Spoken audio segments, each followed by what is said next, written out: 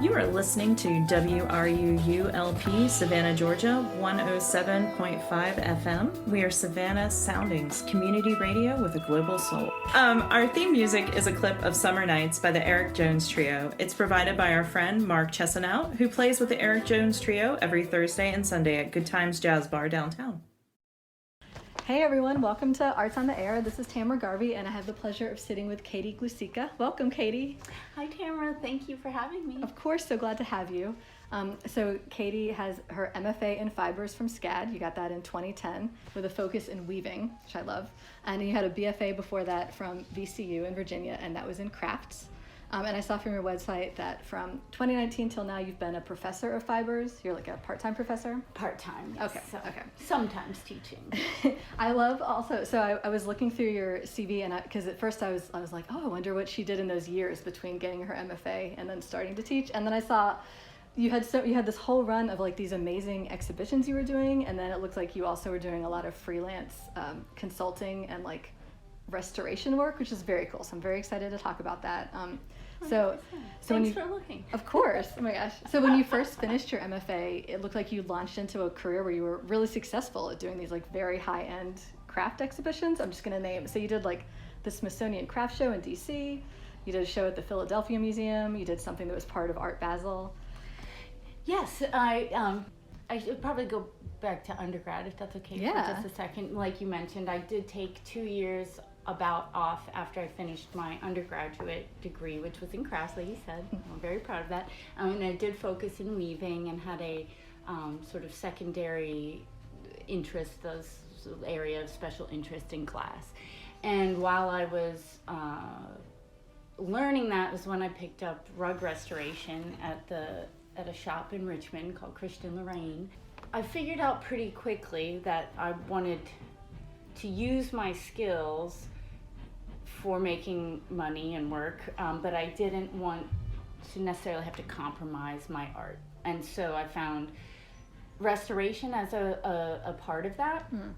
And VCU has a very, very fine art focused craft department where SCAD is more open in, fine art, craft production, and like more professional design. Yes, things. like you could design for Target or Kohl's or a lot of our students. The VCU is very fine arty. Very fine art oriented, which was very suited to me. It's very much how I am. But part of my mission in coming to SCAD was exploring the idea that maybe I could be a designer of some sort. Okay. But I learned pretty quickly that was probably not who I'm going to be. So I was right about that, but something in the VCU department where, like you mentioned, the Smithsonian Craft Show and the Philadelphia Museum of Art show were slightly more frowned upon. Not I don't want to say nobody, it just wasn't really something that was like, hey, here's, you knew that's something you could do. Yeah. But it wasn't presented as a huge option. Yeah, and neither was restoration. There was but it was also a sign of the times. This, now we're talking like 20 years ago. So it's like, we weren't talking about sustainability and reuse the way that we do today in a lot of ways. So it was very interesting to me, and I just fell in love with rugs once I started, just tapped into the tip of the iceberg of that. Yeah. So interestingly, my path through SCAD was maybe I was going to see if I could be a designer, but I really came here to access the jacquard loom. There's like a particular piece of equipment. Yeah, piece of equipment. It's like over hard there to find in general. It was then. Okay. It is quite a bit more prevalent now in schools, but that was. Yes, wow. SCAD has really amazing facilities and a lot of resources financially for those facilities. So, it's looms that you just, not every craft or textile department, as they were incredible. sort of closing, they're getting rid of a lot of the floor looms. That's, come around again at this point. But one of the things that I reframed for myself while I was at SCAD was part of, there's also another big fine craft show called that the American Craft Council puts on, and that's in Baltimore. And within these shows, there's a huge variety of work and ways of working and techniques and aesthetics. the ACC, American Craft Council, started a school to market program. And while I had never even been on my radar when I was at VCU, coming to SCAD, the design dropped off, but I really, sometimes you have to go and find out what you don't like to really gauge where you are, because I was in this very happy heaven at VCU, and it was like this just perfect fit for me. And then, you know, at SCAD I had to kind of find my position within the greater world a little differently, and that's when I realized how much I really liked those craft shows. So sort of by the end of your MFA, shows. you were like, yes, I'm probably going to be leaning toward more of a fine art career. And it wasn't like the majority of the people that you were majoring with weren't sort of in that. Not as much. And then because of the discussions that the SCAD department were having, like, what is the difference between art, craft, and design? Right. And so it really gets you thinking, and and academia even, right? So like, I kind of got on a new mission that my thesis was very fine art, very abstract, very, you know, metaphor, a lot of metaphor. And then from that, I realized, because I had been making work that I took to the school to market program that got me interested in the craft shows and thought that was going to be my thesis. But so I ended up trying to make a body of work that would float in all of these places. And that depending on the person in the audience, that there was something for them in the work. And if you wanted to dig deeper, you could get really into a lot of more information, but just if you just want a surface level, that you could access it like that too. So for people, just to describe a little bit like what your work was that you were taking to these very high-end craft shows, is it like, were they sort of like weaving installations? Were they almost sculptures?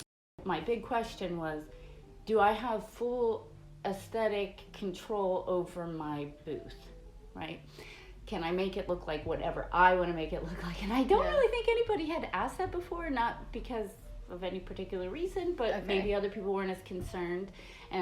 But they said, well, yeah, sure. I'm not sure they knew what I was going to do, so maybe they were curious. But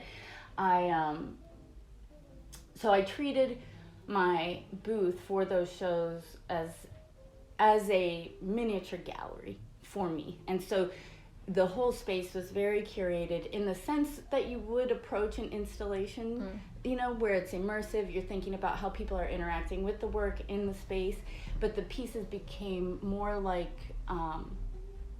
what you'd call a wall hanging, right? So very much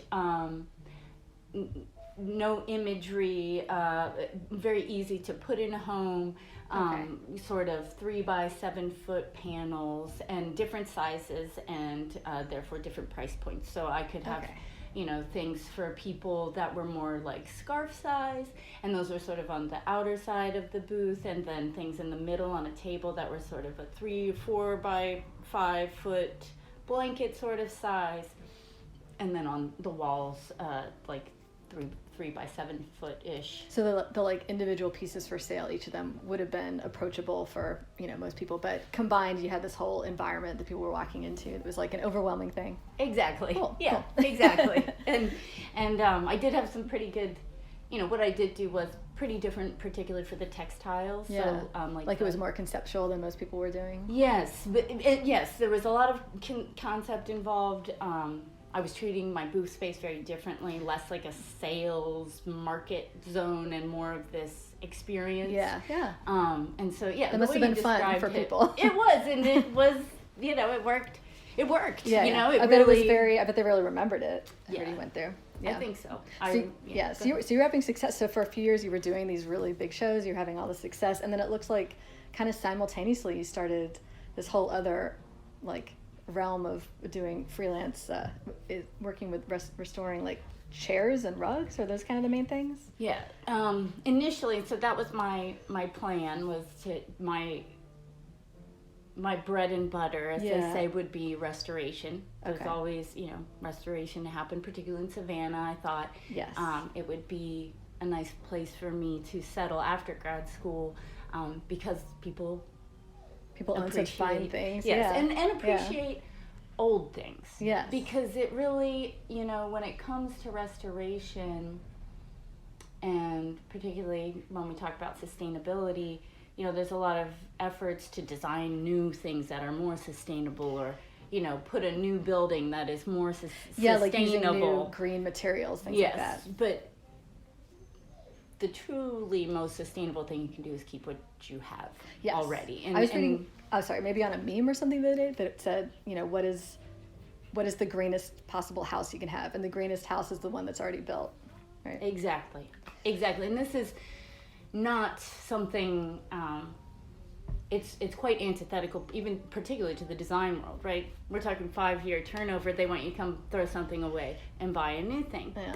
And so my restoration practice was expanded out of even more and more, not necessarily just about fine things, but very much about one less thing to a landfill. Many of these things people are emotionally connected to. Yeah. And the stories that things carry, the more that we use, become really important in people's lives. And that is huge to me. And so like an honor to be working with them. Yeah, exactly. Yeah. And also I guess the materials that were used in the older chairs and things, like if you take care of it well, they are built that they are going to last. They just need some tweaks, and they need to be cared for a little bit, but they are going to last, whereas things built today are just not, even if you tried fixing them, right? Exactly. They're almost designed not to be fixed, or they're certainly not thought of in that regard. And I expanded into chairs and caning, wicker, restoration, rattan, really anything weaving I'd like to get my hands in, because my work as a fine artist, if you will, it's all part of the same practice, but it was very experimental, you know. I've used many materials, you know, so the transition is was very natural into chairs, but that came a little later in the process. But when I was doing a lot of work for an antique furniture and rug store, I had my hands in all kinds of different repairs, in assisting a lot with color matching and furniture and things, and the way the antique business works. Usually the owner knows how to do a little bit of everything fixing, you know. So this was a job that you found when you were an undergrad, which sounds like just such an amazing find that you got that. Yeah. It really was. Like this old family business, and they taught you hands-on how to do all these things. Yeah. So that's cool. So you were going to school and doing all these really conceptual, fine arty fibers things, and then you had this side job that was learning this, like, dealing with sustainability. And I love the idea that, like, working with rattan and caning still is weaving. So it's like the same techniques and stuff. It's so funny to think about doing that with little thin pieces of wood as opposed to, like, cotton or whatever. Yeah, and it's so amazing. It's pretty phenomenal, really, you know, because the material is, the use of the material in furniture and weaving goes millennia back, just like rugs, you know, and weaving in general. So it's these very important and significant parts of human history, but they're very unique they're truly unique to each area that designed them, right? So even when they're using the same, different groups of people using the same materials and the same basic techniques, you have there's no true canon, you know, where we have in the more Western specific history, you know, like, you know, it's a Queen Anne style reproduction chair, right? And that would, and then if we have, I don't have one, but say you had a Chippendale, right? Another one I've heard of, yeah. Right, you've heard of Chippendale, right? Of course. So this is easy peasy. There was a guy named Chippendale, and he made some designs, and he drew those out, and then other people could make them, but, like, you could look and say this was this, and that's, you know, and it really goes, you can, it's iconic. Everything's more broken out and categorized and separated and labeled, where it works not totally dissimilarly in rugs and whatnot, but it wasn't as, in rattan, but you see something new every day that you have never seen quite exactly anywhere else before. Yeah, it's a lot of problem solving. It's so much problem solving, which is what I love. Yeah. And really keeps creative thought and process in gear, you know. There's a point it was really satisfying in many ways to make work and sell it as new objects. Yeah. And I was very limited in my production because I think it's important to relate the value of labor to the value of work, right? Because that's really that's all we got as artists, time, right? yeah. And that's what we, the thinking and the time, in the same way, we refer to practices of doctors and lawyers, right? Because it takes a really long time. It should all be valued, everybody's time. Exactly. And objects, whether they're houses or furniture, directly relate to human labor, and that is a really interesting angle to come at it from, because it's easily forgotten, particularly even when we live in a highly industrialized age, what exactly things are so many times over removed from their space of origin that it's easy to forget that this ever touched, that our food ever came off a tree, right. That a human really made that thing. Yeah, like I guess a lot of people, you're living amongst furniture and things that weren't really touched by human hands at all. It just, everything came off of various conveyor belts. Yeah. Right. And then the designs are dictated by what the machines can do, as opposed to what humans can do, which is a lot more expansive. To be anything, yeah. So your interest is so interesting. As you're talking, it's like, it's fibers, but it also is like historic preservation and then also furniture design. You kind of have all this crossover. Did you take other classes like that at SCAD? Was that available to you, or? I didn't. I brought that interest, I think, with me, and it expanded. It's only expanded here, and I'd say that historic preservation has, particularly more recently, become a bigger part of my practice in different ways. There's a local group called the Oglethorpe Plan Coalition. Sounds very official. It's an interesting group of people. We're in another time in Savannah where there's, coming out of COVID, a lot of development and changes going on, particularly in the historic district. A lot of new building, which is a big problem for it. Most of the people I know who've ever come here or been from here and stayed here care about the lifestyle that the design of the city provides to everyone. It's very walkable. You don't have to have a car if you're downtown. Right. But if you can't afford to live downtown, you kind of need one. And it's come under the attention of the National Park Service, but the National Historic Landmark status. Right. And new development that does not follow the rules of the old ordinances affects that. Right. And then if you don't have that, it's hard. You don't get grants to conserve what you have. Yeah, so our designation as a historic place is like in jeopardy. It's currently threatened status. Yeah, and so I've been helping the Oglethorpe Plan Coalition folks in ways, and writing letters and things like that, trying to bring awareness. Because particularly, the history of the world is rife with many tragedies and horrible things that have happened, but nothing is truly one way or the other. And history and people are very complicated, and like I said, I connect objects with labor, and also what we make the world will interact with in a way, whether that's an architectural design, a city plan, a chair, a rug, whatever, right? And that affects our life. And one of the things that Oglethorpe, the founder of the city, was truly according to the histories I've read, one of the first people of colonial, English colonial times person to say, if we're really seeking this new world, quote unquote, for a greater, more equal society, we can't have slavery also, right? And one of the first white Europeans to say that as they're coming here, out loud. Which is not negate any of the actual history that happened, but if we can look back at what we can pull forward that was a good idea and hold on to those things, I think that's an important thing to do, and that while also acknowledging what's going on.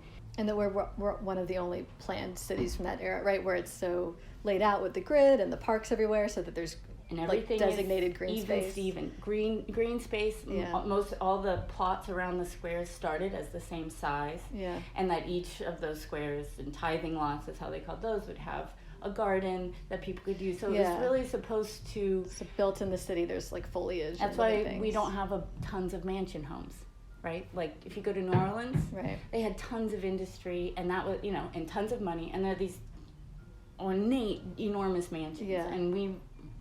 But not as much public green space. No, and that is too. The more that we develop the existing, even little tiny green corners, you eliminate those. That drives down the overall support for all the green space, right? Because we know more and more these things all connect, and the trees and the mushrooms all talk to each other, all under the streets, So the Oglethorpe group that you're in, I'm sorry, what was the whole Oglethorpe Plan Coalition.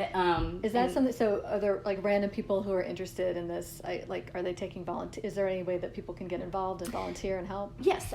So one of the things I contributed was a website called the OglethorpePlanCoalition.org, and that has information there. We could use a greater diversity of people getting interested because it affects everybody.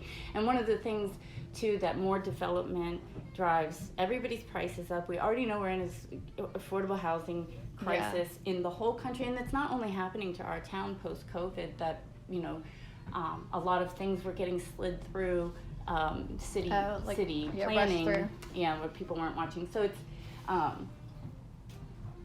I'd say it's become an extension overall, because how we live in places is really, really, the design should reflect how we want to live. And if we sell that down the river, that's what the National Historic Landmark status prevented from happening back in the 60s when, again, it was a time of rampant development. Crazy to think that is in jeopardy now, because what are people paying their money to come here and visit and look at? If you lose that, they could go anywhere. Exactly. Yeah. I love that you're interested. It's like it starts from restoring like the seat of a chair or whatever, but it's developing into the entire plan of the city. It's fascinating. It's definitely more of a ethos of living, I guess you could say. Yeah. So do you at this moment currently, so we're in your house and I'm looking at your studio. It's very cool. I'm going to try to describe this. So you have like a project going where you're obviously working on restoring some seats of chairs. And then there's another part where you talked about a decommissioning of a piece of fabric from the Telfair Museum.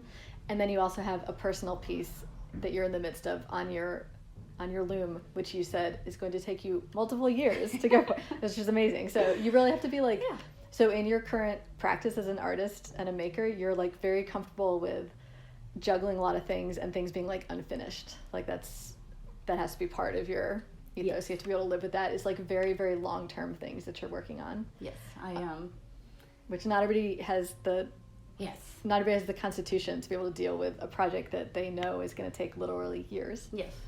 It almost and the piece that will take years is actually about time and space, and weaving in particular was something that I started as I was sitting there and working on starting. That is when the ideas sort of came together in a little bit different way. But as you make things, you are impacting space over periods of time, right? So we're using the materials around us, space, matter, all the, but space-time isn't really a different thing from one another, right? And so then there's the past, present, and future, and those things are also technically concurrent on the, science level, not our level of perception of things.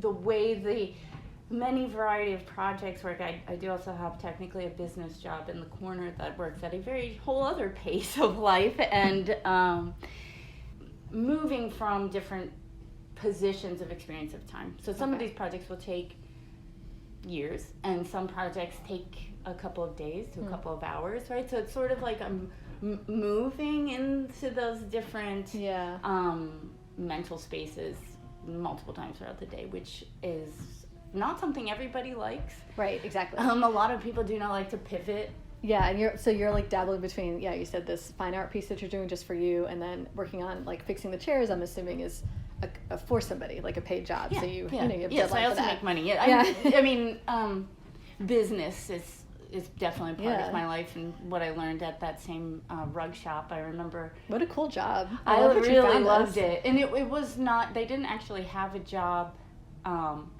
available when I first went down, and I said, well, you know, and to all the artists, tenacity and persistence is really important, and not be afraid to hear no, and not be embarrassed to ask a dumb question or. When I was in college, I got jobs like that too, where I would just show up at like a business that looked kind of cool, and I would just be like, "Can I just shadow you and help out?" And then also, if you're helpful enough, eventually they will find a way to pay you something. I found. That's awesome. No, I'm glad that that nugget came up, because it's important, and that's exactly what I did. I said, well, I'd like to fill out a resume, and then in a week or two I called back, and they were like, yeah, actually you can interview. And it was the interesting business kind of aspect of it, because that's important in the arts. It really is. Like finding a way to turn it into where you can support yourself doing it? Support yourself, and I'm very good at living on almost nothing. I've done it plenty, and if you're going to be an artist, you have to learn to do that. And most people who, go into business, quote unquote, starting anything themselves, unless you started out rich, which plenty of people do, but if you don't, there will be a period that you're going to be very poor. Yeah. And maybe you'll make it. It's a big risk, but I think in the art, like, I'm not motivated by money, which in our world can put you at a disadvantage in some ways that I didn't realize when I was younger. Oh, it's like not have this kind of killer instinct. Yeah, you don't have that, but you don't have to have that to be a good business person, actually. But you have to understand the way that money works in our world. Otherwise, you will be controlled by it. And if you want to, if I had understood some things a little differently back in the past, I might have. I don't know, but in our world, what if all the artists had the money? What would the world look like? Because the money translates to power. Right.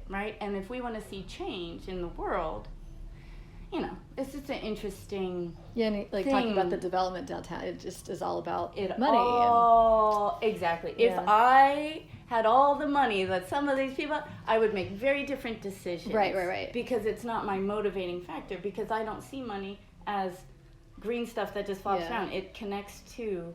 You would use your power to do a whole different plan. Exactly. Yeah. This is a good. So now I wish I was. If I had $1 million, I would do some things. I would disrupt a little more significantly. Well, Katie, okay, this is super fascinating. We're coming to the end of our half hour, so we're going to take a little station break. Everybody, this is Katie Glusica, and I'm Tamara Garvey, and we'll be right back.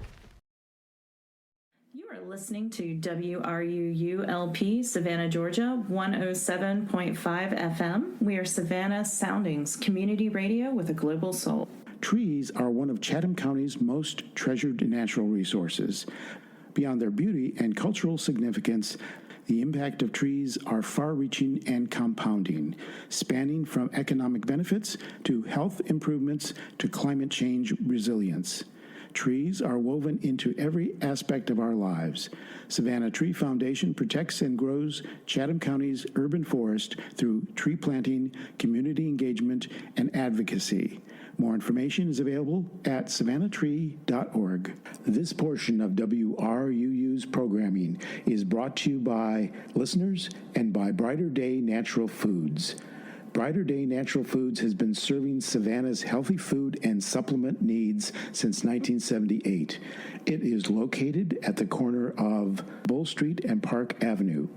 They have online ordering and curbside delivery available, and now a walk-up window for smoothies, juices, and sandwiches from the deli. They are open from 9 a.m. to 7 p.m. Monday through Saturday, and 10 a.m. to 6 p.m. on Sunday. More information can be found at brighterdayfoods.com. What does it mean when we say that WRUU is a community radio station? It doesn't just mean that we invite the community to create programming, and it doesn't just mean that we're a voice for the community. It also means that we're counting on the community to keep us going, and you are the community. Almost all of our modest budget comes from small annual or monthly donations from listeners like you. You get to enjoy our community-focused programming because many others have stepped forward to do their part. Now do your part by joining our community of listener donors. Go to WRUU.org right now and make a one-time or monthly donation. And thank you for supporting Savannah's community radio station, 107.5 FM. Hey everyone, welcome back to Arts on the Air. This is Tamara Garvey, and I am sitting with local fibers extraordinaire woman, Katie Glusica, who has her MFA in fibers from SCAD and now has a really cool career where she's kind of juggling personal pieces and also doing restoration work on chairs and rugs. And then also, it sounds like you've had a lot of consultation work for the Owens-Thomas House and the Telfair Museum. Yeah. Can you talk a bit about that? It's very cool. Definitely. I think a friend, a fellow professor at SCAD, maybe referred me over first to the Owens-Thomas House, which has some old rugs throughout in the different rooms, and rugs are their own very special niche, even within the very special niche of textiles. Okay. And so very few people have much knowledge of it, because really what I also fell in love with rugs, there is, we used to joke about getting your degree because it's so vast and so varied and does not have a canon. Doesn't fit into course curriculum in an easy, profitable way. Okay. So it's not really in universities. I think Oxford in the UK, I want to say Oxford, has some academia around it, but nowhere in the US that I've ever heard of. So in your program at SCAD, like rugs were not part of And not even at VSU. This is, I have a lot, you have to get books and you have to go see rugs. Got it. And that's really the only way to learn it. That job you had as an undergrad, that you happened to find this like antique rug shop. Yes, and because we were cleaning and repairing rug shop in Richmond, far more so than even things that I've been able to do in Savannah yet, is that we have such a volume and variety of rugs coming through every day, all day, which is really how you have to learn. It becomes that you can see, because even within, say, Turkmen rugs in the sort of northern, between Russia, Afghanistan, and all around, there's quite a few tribes in that area historically. And then even within this subset of rugs, there are so much variety. So it becomes, you have to look at one Turkmen and then another Turkmen to kind of learn the difference between the world within the Turkmens and what is a more, it's very experience-based, and sometimes it evades words. Even weaving itself has its own, like many fields, whole language, right? That if you don't learn the language first a bit to describe all the things, and some things there still are no words for. So there's pointing, and there's all this like oral history involved with. So people have to pass this down from generations for us to still know about rugs. Exactly, which is why it's very rare anymore. And you basically, the best way would be to find a kind dealer, of which there are some, who really have a passion beyond the money, and they will usually talk to you about it. And particularly when you're young and friendly, you just go in and you're curious. And usually most people want to share that with you at that age. So it was really a very fortunate time. And then another thing that was significant then, that I think reflects sort of the trajectory of sustainability in our world, was the when I first started at the rug store and got that job in Richmond, the attitude even in the repair department was that we make all our money from cleaning. Nobody wants repair. No, people don't want to pay for that. They have to pay so much for it, it's not worth it to them. That was the attitude. And attitude is a lot in life. And if you are in the position of knowledge in a certain dynamic where you know more about something than someone else, how you phrase it, how you present the possibilities will guide them. And so, if you tell them, oh, it's a lot of money, that's what they're going to say. Like you're talking the potential customer out of using your business. Exactly. Yeah. Whereas then my attitude was a lot different. I was like, oh, well, we just have to explain to people and kind of get them interested and excited. And that year we made over $100,000 just in repair, which was more than that had ever made. Huh. And it currently has gone through the roof as a business. During COVID, they were, their repair timeline 6 months out now, and they have 4 or 5 full-time repairers. So when you're talking about that there's nowhere in the U.S. to like formally study about rugs, so you at this point in your career were someone not in a university. University. You could go to the Oriental Rug Dealers Association. That probably maybe. Okay. Some places will sell a certificate, but most people who really know kind of scoff at that. Because I was going to ask you, so the Owens-Thomas House like reaches out to you for help with this rug. Like, how do they know that you're an expert in rugs? What are you even able to point to say, I know about this? This is an excellent question, Tamara. Word of mouth, really, a resume. But by that time I did have a master's degree, which helps a lot, particularly for us ladies. Just honestly, there is, I've experienced quite a bit of sexism and ageism in the field,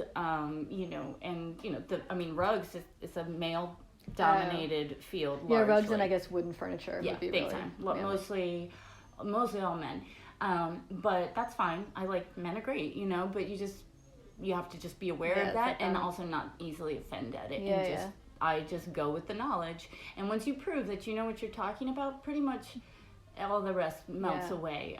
So what did the Owens-Thomas House ask you to do for them? So they asked me to assess the state of their rugs and the origin of the rugs to a degree in relation to the house and what would have been the house. So I basically did an overall assessment for them to understand what they had. Basically, it's very cool. It was. It was a really cool thing. And house museums can be a difficult thing. They usually don't have tons of money, and most of the things that would have been in there are largely extremely expensive now, right? So to get the exact right period piece rugs, we're talking, a couple $100,000 kind of a thing to outfit the whole house, which nobody's going to do and doesn't need to. So in the results of your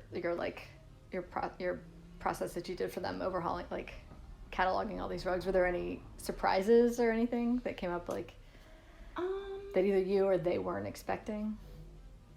Yes, there were a couple rugs that really boggled my mind, because a lot of these too will be things that people just donate to the museum. You get a tax write-off kind of a thing.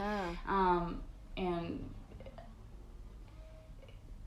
kind of weird things I hadn't exactly seen. I couldn't quite place, and that always happens in rugs. So nothing totally mind-blowing, but sort of there were a couple things I had to consult with other dealers about, and reach out. With rugs, it's really condition is everything, and so there wasn't anything totally mind-blowing. But the other thing is that rugs at first are things to use and are regular people commodities. It wasn't always, to a degree, much has changed in terms of textiles and their value in industrialization, right? So the values have been kind of, where textiles used to be more than gold value-wise, prior to the Industrial Revolution, and then now, there were a huge dip in the 60s or before that, but through industrialization, right? Because then people aren't valuing the handmade the same. Right. There was a blip where it was more trendy to have something, right? That was Then comes advertising and marketing. In the 60s. Yeah, that was trendy. And whatnot. That everything had to match. That's the new propaganda being pumped out to the... That was the value. That was what people valued. Yes, that commodities, to decorate your home, right? Like we were talking about, that the rug should match the curtains, should match the upholstery. And in the 50s, and even earlier than that, but you see that a lot. And now it's sort of valued in a different way of nostalgia, but really that never existed. This idea of perfection and matching, and yeah, that because all like an comes Oriental rug that has 50 different colors in it is not it's not exactly gonna exactly match anything. The old tradition, you know, was never that people would have like an all Chippendale house. You know, that just was not. It would it would be that you have pieces from different time periods and passed down from family members, whether you're wealthy or not. They were like charmingly mismatched kind of thing. Because you just had what you had. Yeah. Well, and then so another consultation you did for the Telfair for an exhibition called Savannah Families Abroad. Yes. What did you do for them? That was the idea of one of the curators at the Telfair. They had a selection of textiles that they wanted to exhibit. It was a really interesting show because it really relates directly to the global commodity economy that we have today, and sort of the fascination with going away and finding unique, things that you can bring back, and they're kind of these objects of mystery and curiosity because you've never seen one before. So this was an exhibition about things that like Savannah families went abroad and found these like quote back. unquote exotic things and brought back. Okay. Exactly. Yes. So very much of the Western gaze on the rest of the world. Yeah, interesting. But that's very real, and it's very much what we do today. You know, and the way we market things as commodity that is like, we put all kind of spins on things to make them curious and interesting. Yeah. And so. We're not. So it was like a colonial era version of like going to Tokyo and then coming home and being like, look at this Hello Kitty I got. Exactly. We do the same thing. Yeah. Exactly. It's just it is possible for a lot more people to do it now than used to be able to. But so when you did this project for them, where you were cataloging these items, were you coming across like things that you hadn't seen before in this project as well? Not. Was this a lot of rugs too, or this just was mostly objects, fabrics that would have been shawls. Oh, okay. A little more wearable things, maybe some tablecloths. I'm honestly trying to recall. But and then what I helped them do were to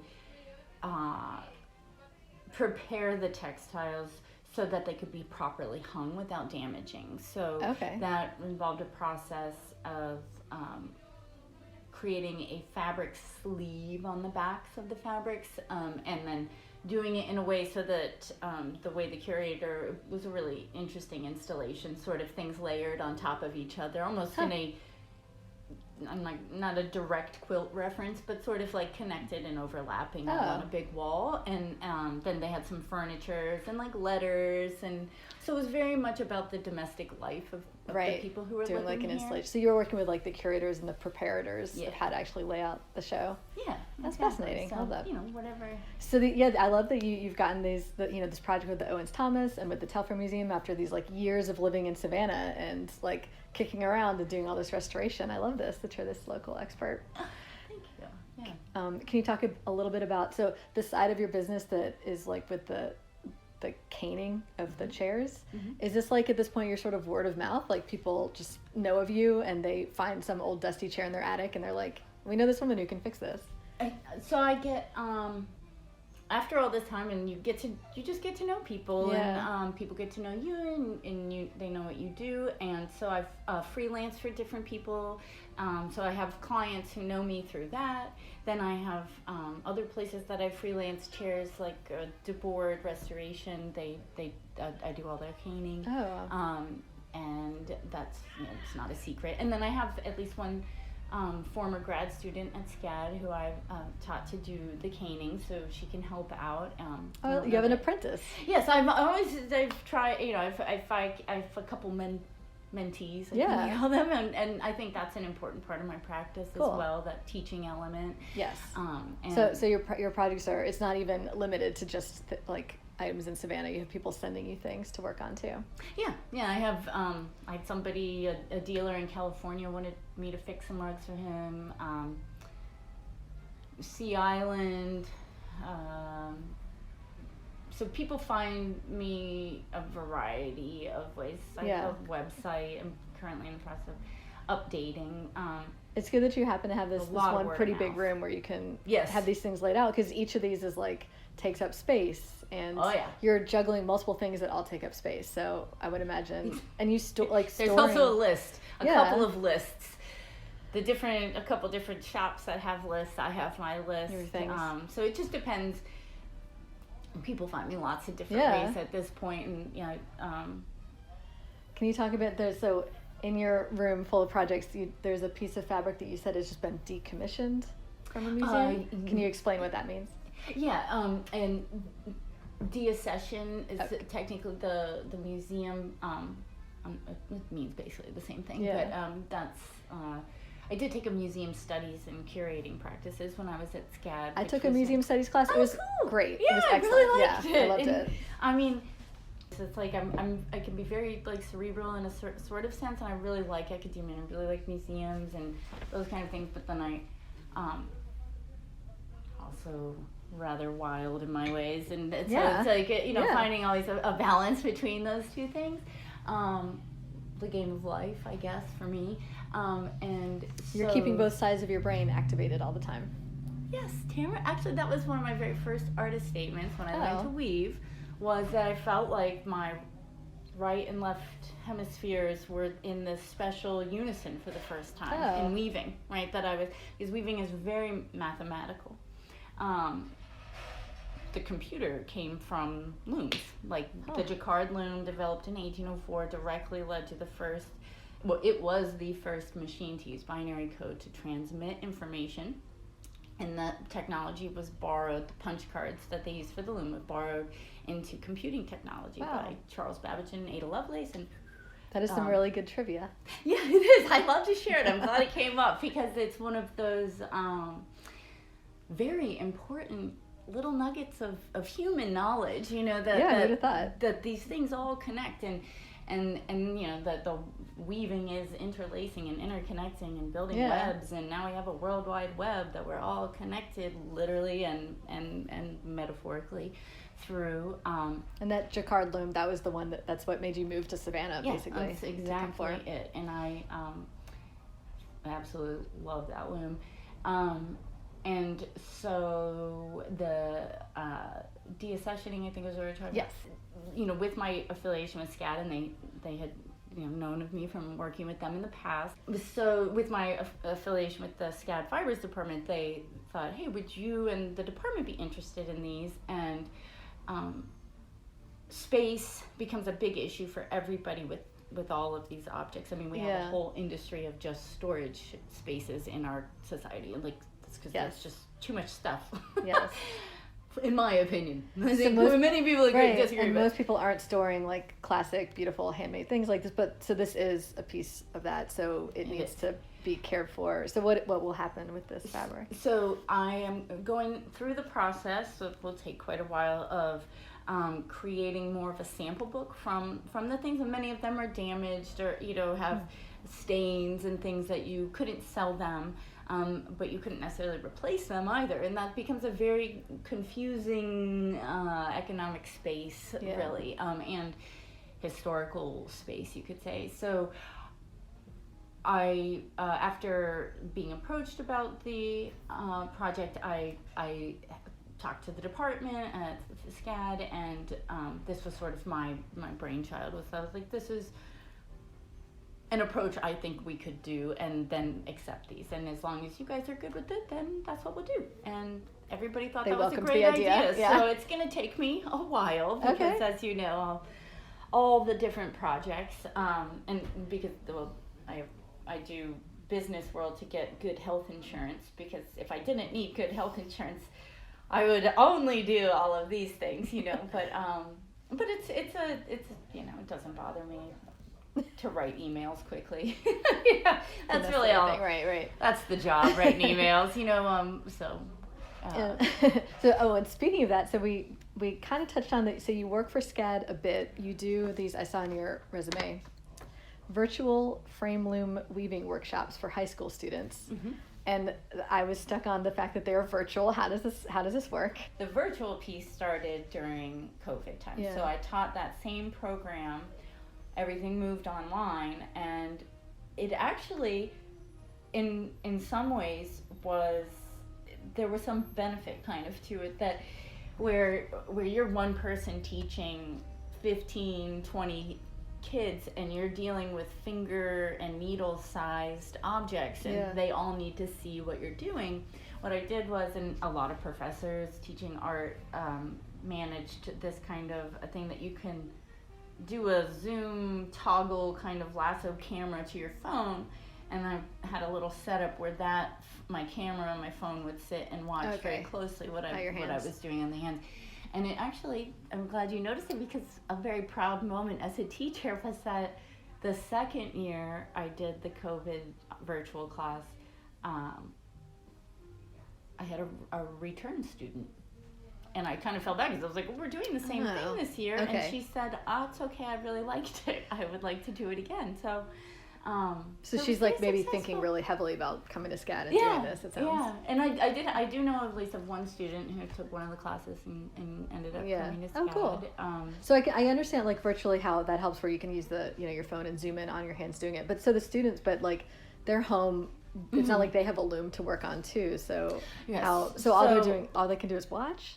So part of that process, the way I designed the class is that everybody gets their own frame loom, because all you really need to do weaving is any 2 points to create tension on. Okay, so this is like a little, kind of a small item. Yeah, that's the frame loom. Okay. Stretcher strip frame that you would stretch canvas over. Okay. We just get those, and instead of stretching canvas, we stretch strings. Got it. Yeah, and so that's what. So they all got a kit. Yeah. That had everything they needed in it, so we did everything together. And then I got one of the kits, and then we all do it together. I love that. Can you maybe talk a little bit about something you'd like to see happen in Savannah in the arts and design community? Is there anything that you think Savannah is doing really well as far as supporting its professional artists? I think we have a pretty vibrant, diverse community of artists. Yeah. I think it's changed a lot. We can always use more gallery spaces for artists. That would be if I had that's been forever. And if you see them come and you see them go and you see them come and you see them go. But this all directly relates to real estate and development, because where there used to be a lot more places you could just pop in and maybe rent for a little bit, or even afford, that's changed a lot.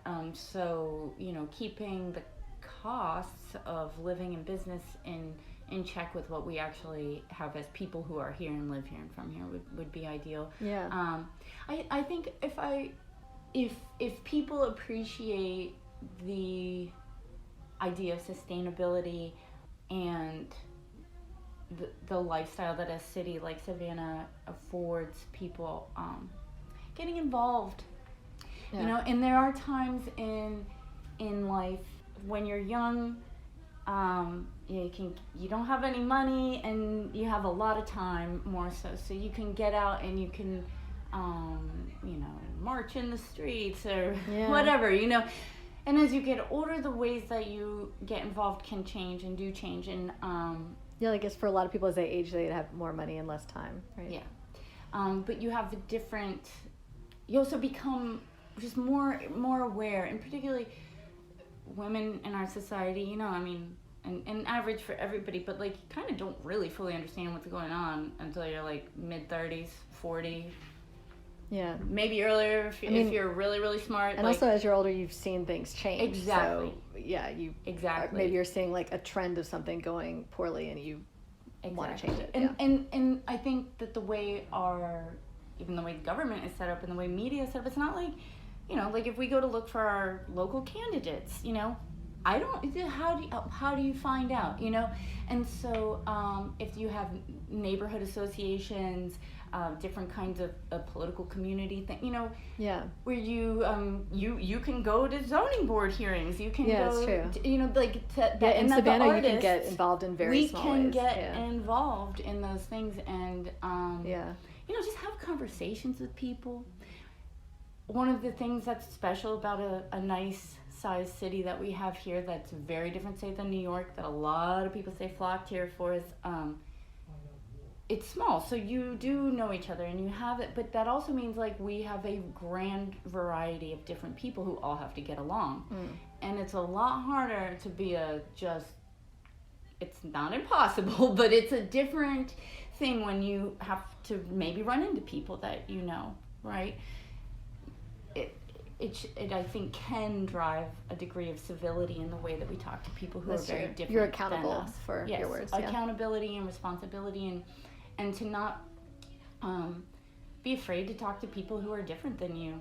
And that's really one of the things that I think is the most powerful and threatening to the status quo of artists, is that, you know, I'll hang out with all the people. You know, I might not be best friends with everybody, but you have a respectful you know, way of interacting, and I think that having conversations with people about what you care about and hearing what they care about, and that is really important. Yeah, it kind of demystifies strangers.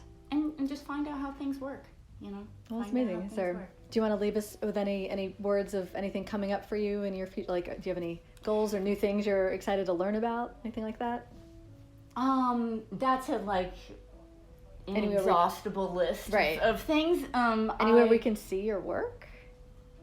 Well, this will come out, I think, after, but I actually made that piece, that collage piece on the wall. It's going to be in a show, actually at a piece.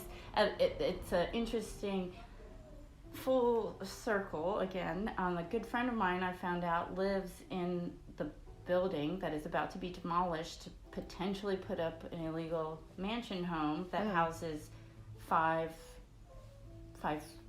units, 5 families, if you will. They're very, very small. But he's been evicted, and he had an idea to throw an exhibition about reclaiming the idea of what is beautiful, and a society that tells you what is, and thrives on you thinking you are not, or that certain things are and certain things aren't. Yeah. And so he's going to have that show in this space right before being officially kicked out. Wow. And one of the things I've heard as a recurring theme is like, oh, well, I don't like that building. And I'm like, but it follows all the rules. Right, and what about, it has one of the biggest purple heart plants, which I don't really know what else to call those, purple creeping with the little flowers. It's one of the biggest ones I've ever seen. And all that's just going to get trashed because somebody deemed it not good enough. And not liking the building isn't really the issue. No, it really isn't. I'm like, so when and where will that show be? And that's going to be this Sunday over at got it. So just a 3:30 thing. Yeah, I think it's just going to be, there's not enough time and whatnot. So this will come out after the show, but maybe if you have any photos from that show, then I'd love to share them. Definitely. I would love to. And it's a beautiful piece, so we'll include that when I post about you. Oh, thank you. Yeah, that is actually a bit of it's a portrait of a lizard eating a caterpillar on my lemon tree out here. I watched this caterpillar come out of the butterfly egg and get big, and it was very exciting. I watched it start to enter its metamorphosis, and then I came out and lizard was eating it. Wow. And that's not something we're taught is beautiful, right? And I had gotten a little attached naturally to the caterpillar, but also the lizard, it was sort of this, for the human perspective on how life should work. We get very caught up in shoulds, and this is how it is, and it's actually quite beautiful. What a fantastic piece. That's incredible. Thank you. Well, and I'm going on vacation next week. So that is really what I'm thinking about. So happy for you. Long time. Thank you. That'll open up new things for you too. It will. Changing location, just letting your mind relax, opens a whole new world. Yeah. So cool. Well, thank you so much for taking the time to talk to me. And of course, I'll post a link to your website and your Instagram, and people can follow along and see you working away, tinkering away on your things. You're like a mad scientist. I love it. So thank you, Katie. Thank you. I feel very seen with that comment, Tamara. I appreciate you so much. Next up on WRUU, That Old Savannah Magic from 4 to 6 p.m. It's a variety show featuring Savannah history, radio theater, interviews, and music. You are listening to WRUU-LP, Savannah, Georgia, 107.5 FM. We are Savannah Soundings, community radio with a global soul.